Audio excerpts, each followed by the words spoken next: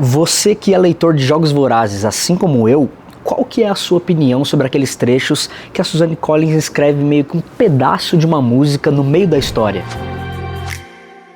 Mano, eu confesso que eu não sou muito fã desses trechos, e quando eu tava lendo a Cantiga dos Pássaros, ou quando eu tava lendo até a trilogia original, e depois agora quando eu li o Amanhecer na Colheita, eu meio que passava o olho por cima só, tá ligado? Só que no Amanhecer na Colheita foi diferente. E não porque eu passei a gostar disso, mas é porque eu tenho o costume de, antes de começar a ler o livro, eu tipo dou uma olhada geral assim em tudo, na capa, na contracapa. E já aqui na contracapa eu percebi um negócio meio diferente. Ó, dá uma ligada nisso. Machado de Assis e Allan Poe. Eu definitivamente não estava esperando encontrar Machado de Assis aqui no livro da Suzanne Collins, mas quando eu vi esses dois nomes juntos, eu já saquei logo de cara que ia rolar aqui alguma referência da Suzanne Collins ao poema O Corvo do Allan Poe, porque eu sabia que o Machado de Assis tem uma tradução muito famosa desse poema, e aí eu imaginei que o Amanhecer na Colheita ia usar essa tradução do Machado, mas também se não tivesse imaginado não ia fazer diferença, porque tá escrito aqui na contracapa. Agora, como que isso aqui ia aparecer no texto? É aí que tá a graça. Eu fiquei com essa dúvida porque eu não tava esperando que a Suzanne Collins pegasse uma coisa da vida real e integrasse na história dela dessa maneira. Porque assim, até então, as músicas que aparecem nos outros livros, que aparecem nos filmes, como A Árvore Forca e todas as outras que a gente conhece, foram inventadas por ela, né? Ou se não foram inventadas por ela, mas pelo menos são composições originais que foram feitas pelo time de escritores, de editores que trabalham com ela. Não sei, mano, mas até onde eu sei são inventadas. Mas aí, onde que rola a intersecção dos dois mundos, né? Os Jogos Vorazes e o Corvo, Suzanne Collins e Allan Poe.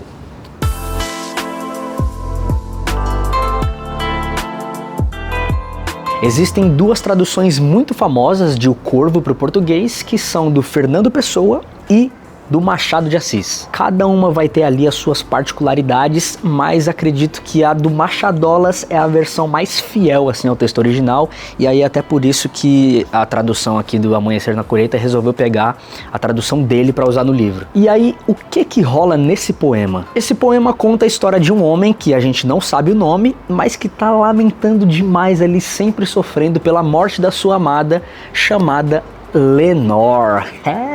E aí, numa noite fria de dezembro, ele tá em casa, solitário, cansado, já de noite, já pronto pra dormir, e ele escuta uma batidinha na porta. E aí tava no meio da madrugada já, o cara já tava deitadinho, descansando, pronto pra dormir, só que aí ele levanta, vai abrir a porta porque ele imagina que seja alguém que ele conhece. Quando ele abre a porta, ele já abre meio que se desculpando, tipo, ô, foi mal, mano, desculpa a demora aí por ter vindo abrir, eu já tava deitadinho, descansando, tava cochilando já, pô, foi mal essas horas aí, não tava esperando receber visita. Só que depois de abrir a porta, ele dá tipo uma olhadinha assim, né, enquanto ele tá falando, esperando encontrar a suposta visita, só que ele não vê ninguém, ele só vê a noite escura e sombria. Então ele volta pra dentro de casa e logo em seguida ele ouve uma batida mais forte, só que aí ele percebe que não tá vindo da porta, tá vindo da janela. Então aí lá vai o cara abrir a janela pra ver o que tava acontecendo.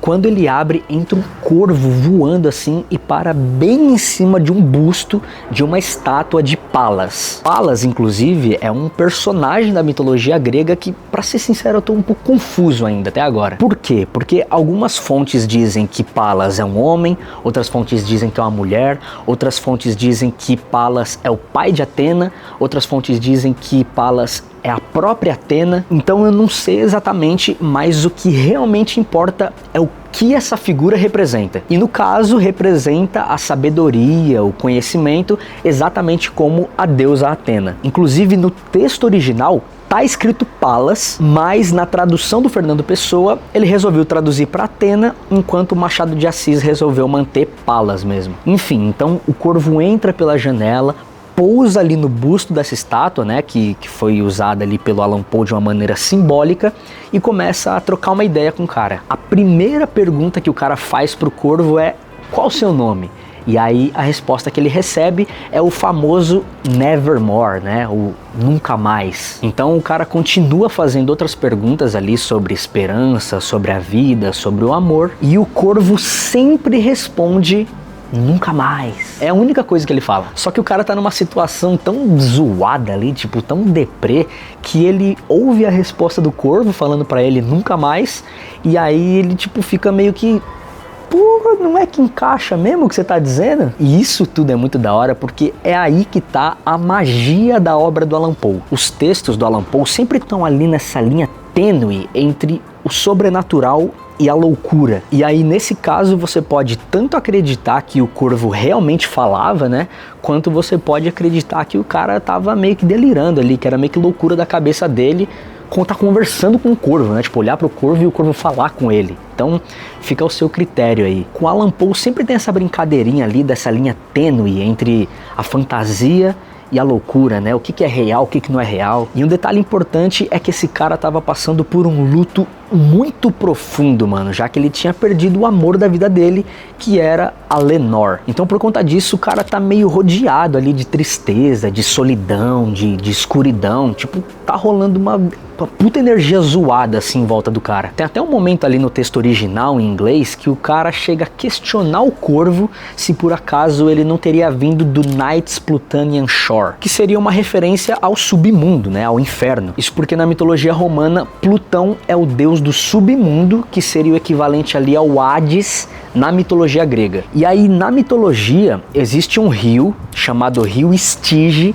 que seria a fronteira entre o mundo dos vivos e o mundo dos mortos. Para você chegar no mundo dos mortos, que é governado por Plutão, a sua alma teria que atravessar o rio. Então o cara começa a suspeitar que o corvo seria um mensageiro vindo lá do mundo dos mortos para tipo dar uma espécie de veredito para ele no sentido de: ó, cara, a vida é isso aí mesmo, não adianta você ficar lamentando, não adianta você ficar de luto, é isso aí mesmo, bola pra frente. E a Lenore, esquece, filhão, é porque a Lenore, ó, não vai voltar não, nunca mais. Ele funciona ali como uma espécie de conscientizador do personagem principal, né, como se fosse um lembrete corpóreo de todas as desgraças que aconteceram, tá ligado? Então, resumo da ópera e de maneira meio grosseira, o Corvo, o poema, né, é sobre um cara que tá ali num luto muito profundo, num luto infinito, velho, que não acaba. É, ser infinito é porque não acaba. Mas ele tá nesse luto profundo, nessa angústia sem fim,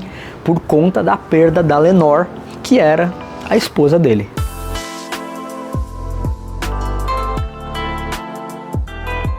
E a graça de tudo isso tá quando você saca que a Suzanne Collins construiu a personalidade do Hammett baseada na personalidade desse cara que não tem nome da história do Poe. Eles têm essa semelhança fortíssima aí com esse lance de estarem sempre de luto, né? E aí, se você leu, você vai saber por quê. O Hammett sobrevive aos Jogos Vorazes, né? Sendo todo rebeldinho, daquele jeitão dele, mas em compensação, o Snow arranca da vida dele todas as pessoas que ele ama, incluindo, obviamente, a família, né? Então ali a mãe dele, os irmãos e, posteriormente, a Lenore Dove, que era o amor da vida dele, né? E sim, a Suzanne Collins meteu essa referência bem direta e explícita. As duas personagens, tanto dos Jogos Vorazes quanto do Corvo, se chamam Lenore. E o Snow castigou o Hammett de uma maneira que fez ele entender que pro resto da vida, qualquer pessoa que ele ousasse amar, o Snow ia acabar dando um fim trágico para elas, assim como ele deu para todas as pessoas que passaram pela vida do Hammett. O Snow acabaria com elas para sempre garantir que o Hammett estivesse em constante sofrimento. Por isso que o Hammett acaba se entregando ao alcoolismo e, porra, estava sempre bêbado, que é uma parada que a gente já via lá na trilogia original dos Jogos Vorazes e via nos filmes também. O cara tava sempre enchendo a cara ali para tentar esquecer, para tentar usar a bebida como uma forma de escapismo,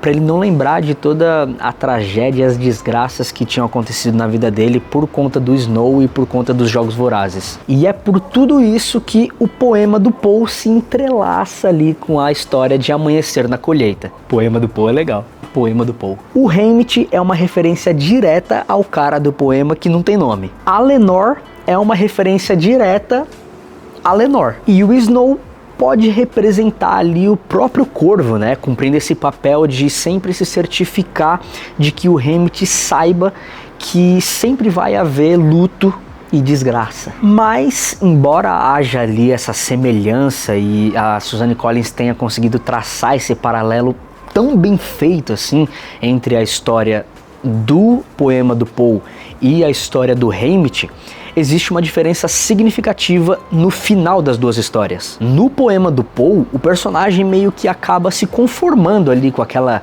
atmosfera triste, com aquela atmosfera sombria. Ele se conforma com aquela falta de esperança e entende que vai ficar de luto pro resto da vida. Já o Hammett, ele segue ali boladão, chateadaço, meio que para sempre, né? Um estado de chateação permanente, mas ele também segue com um propósito. Isso porque quando a Lenore Dove tá morrendo ali envenenada nos braços dele, ela acaba suplicando ali, né? Ela acaba fazendo um último desejo, né? As últimas palavras dela são um pedido para que o Hammett nunca mais deixe acontecer um amanhecer na colheita. É daí que vem o nome do livro. E é por esse motivo que o Hammett ali, mesmo aos trancos e barrancos, cheio de cachaça na cabeça, com depressão, acaba seguindo firme e forte ali, né, na medida do possível, com um novo objetivo de vida, que é acabar com os Jogos Vorazes. 24 anos depois desses acontecidos, a gente chega ali nos Jogos da Katniss e o resto vocês já sabem.